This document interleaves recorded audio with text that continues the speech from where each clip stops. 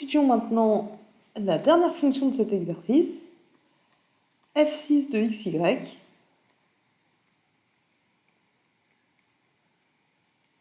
f6 de xy, c'est qui? C'est la fonction x au cube moins x de y, qu'on peut réécrire d'ailleurs sous la forme x au carré facteur de x moins y. Alors, quels sont les points critiques de cette fonction?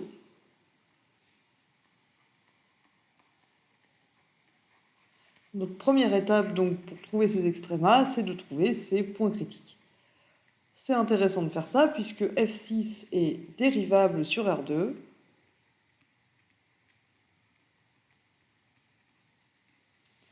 Et df6 sur dx de xy. Donc si je dérive par rapport à x, j'obtiens 3x2 moins 2xy. Et si je dérive par rapport à y, j'obtiens moins x2. Donc les points critiques de f6, les points où son gradient est nul, ce sont des points qui vérifient. Alors là, on peut mettre un x en facteur dans df sur dx. Ça nous fait x facteur de 3x moins 2y qui doit faire 0, mais aussi moins x au carré qui fait 0. Donc en fait, x égale 0, donc lui il fait 0, donc en fait le 3x moins 2y, on s'en fiche. Et on a non pas un point critique, mais une infinité de points critiques. C'est toute la droite, x égale 0.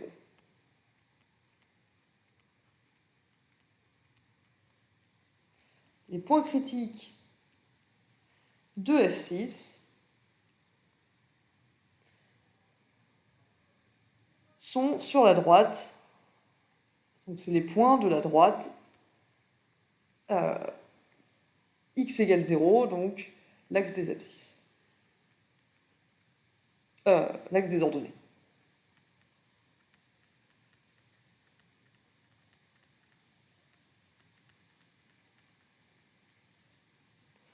Ok.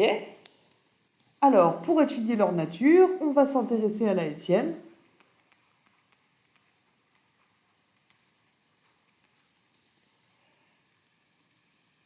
On peut faire ça parce que df6 sur dx et df6 sur dy, en tout cas, sont dérivables.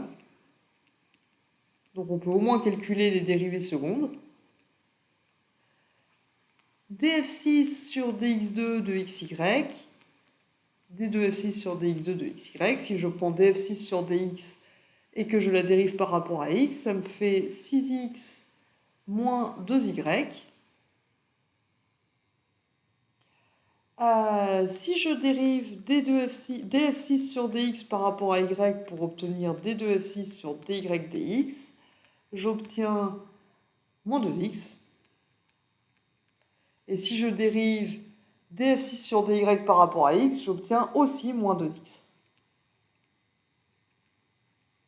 Et ça, c'est d2f6 sur dx dy. Donc, les dérivées partielles mixtes sont égales, ce qui n'est pas déconnant puisque tout le monde d'ici a l'air continu. Et enfin, d2f6 sur dy2, ça va nous faire moins x2 que je dérive par rapport à y, ça fait 0.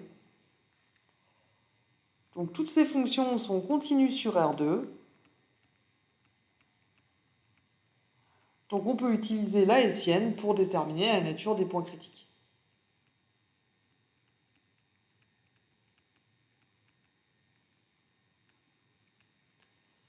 La hessienne qui représente du coup la forme quadratique d2f6 de xy pour étudier les points critiques.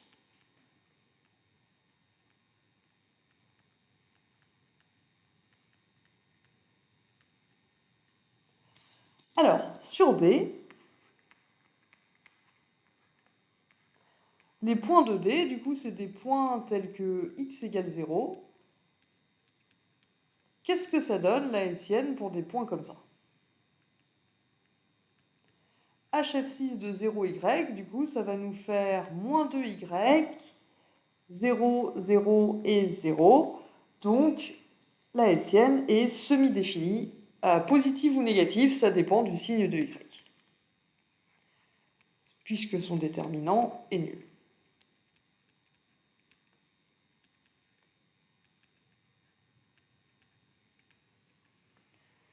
D de f6 de 0y est semi-définie positive si y égale 0 et négative si y est négatif et semi-définie négative si y est positif. Alors ça ne nous permet pas de conclure, il faut qu'on regarde la fonction f en détail.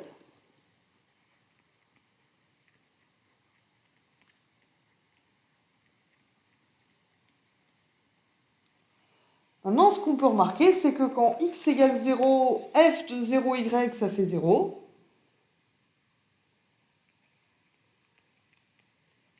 Et f6 de xy, on a dit que c'était x au carré fois x moins y. Et là, ce qu'on peut remarquer, c'est que quand y est plus grand que x, alors f6 de xy est plus petit que 0. Donc si y est plus grand que x, f6 de xy est plus petit que 0, et 0, c'est la valeur que f prend sur les points 0, y.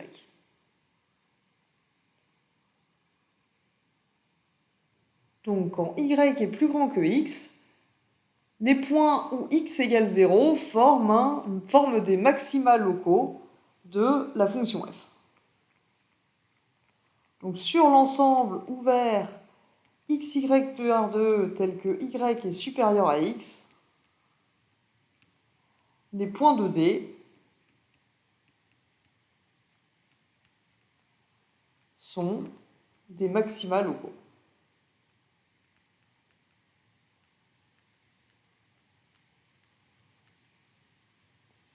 Et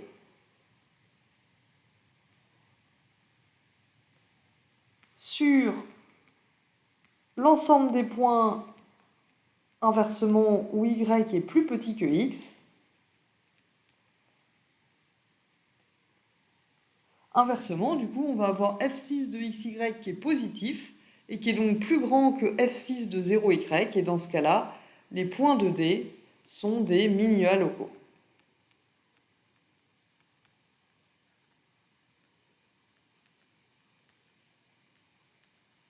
Et même globaux d'ailleurs.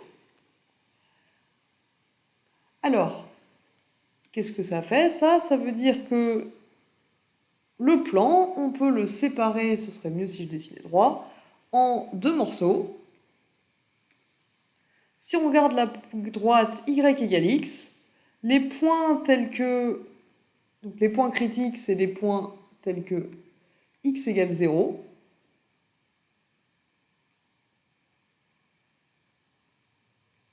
Donc ça, c'est les points critiques de f.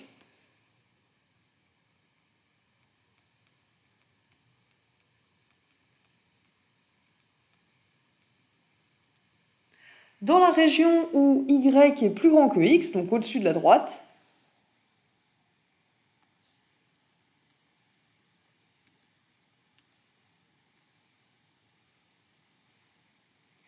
donc dans cette zone-là, ici, ces points-là, en rouge, ça va être des maxima locaux.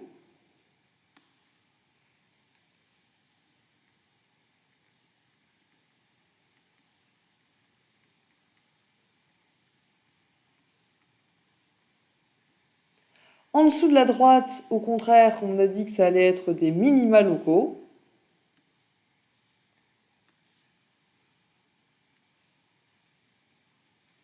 Ça devient un petit peu moche niveau couleur là. J'ai plus d'idée. On va dire orange. Donc ici, les points critiques de f sont des minima locaux dans la zone en orange. Et du coup, en 0, 0, bah, ça dépend dans quelle direction on regarde. Si on regarde au-dessus de la droite y égale x, si on regarde en dessous, du coup, 0, 0, ça va être lui par contre un point sel.